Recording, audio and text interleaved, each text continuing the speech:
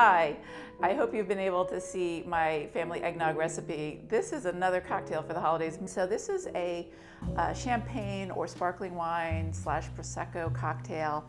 Let's get started. So the first thing we want to do is mince the ginger. You really don't need a lot. We're going to do 2 coops today. But it does help to have your blade a little bit straightened. I don't know if you've been able to see the little show we did on knives, but this is not a sharpening steel, it's a honing steel. So I'm just straightening my blade. Yeah, that's pretty good. It doesn't have to be like razor sharp for this process. But what I want to do is break up the ginger enough that no one's getting a huge bite of ginger when they have a sip of the cocktail. So another sort of chef trick is to use the abrasive quality of the granulated sugar to help you. It keeps the ginger from sticking to the knife quite so much, although that's inevitable. And you can just sort of enjoy the process of rocking back and forth and getting your ginger into smaller pieces. And add as much sugar as you feel like you need to, because we're ultimately going to be adding it all together.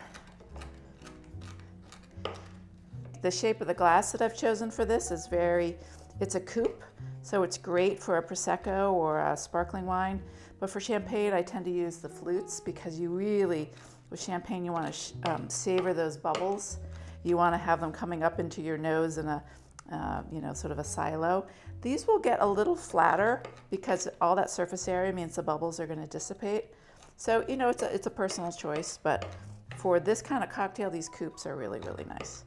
Okay, so we have some kind of moistening, and we're going to open up one of these citrus fruits and make sure we dip the glass in that first. Okay, so that can sit there, wait for us. So I don't really know how juicy these are, but I knew I didn't need a whole lot. So I've opened them up. They look like they have some good juice in there. I'm gonna squeeze that in there. Sometimes you can be surprised with citrus fruit. You open them up and they're very pulpy and not so juicy. These are definitely juicy. I'm going to stop there and see if that's enough. Pour that in here. Oh, it's a beautiful color.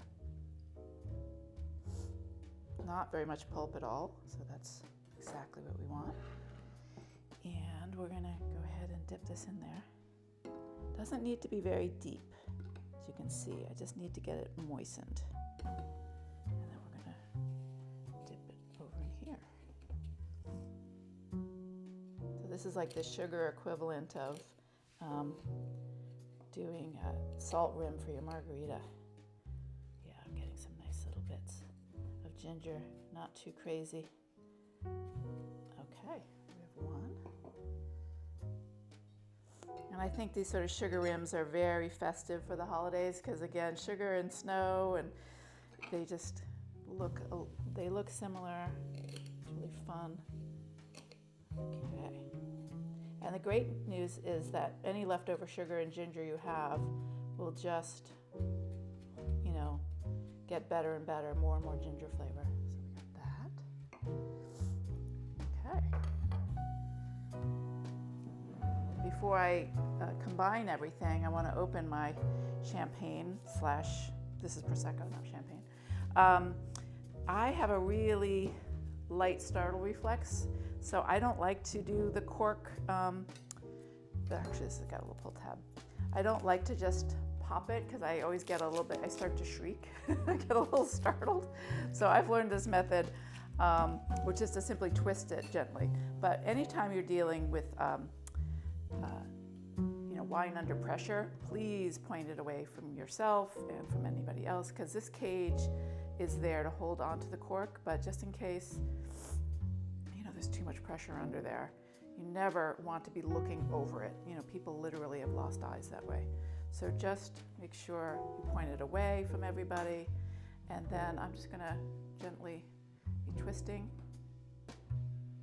It's not the easiest thing in the world to do, but by twisting, you're releasing just a little bit of the gas, the carbonation, so that it's gonna have a more gentle pop when it does pop. Just turning it. It's still probably gonna make me shriek a little bit. Maybe not. Woo! Okay, we got it. So it didn't shoot anywhere. I have it in my hand. So that's, for me, the easiest way to get the cork out of a carbonated bottle. All right, so next step is my leftover but very flavorful cranberry relish that had fresh ginger in it and some orange peel. So there's a theme here. We've got the flavors kind of amplifying each other. The ginger on the rim, the ginger and the relish. I'm gonna pour this right over top. And the colors are so Christmassy, festive. And I think I learn a lot from the cocktail makers of the world who are always garnishing things. So I'm gonna do a little tiny bit of zest as well.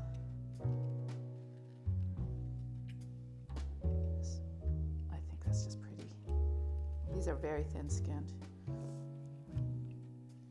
And there we have a much simpler recipe, but it's really flavorful and really great. So cheers to you and yours, and have a happy, happy holiday.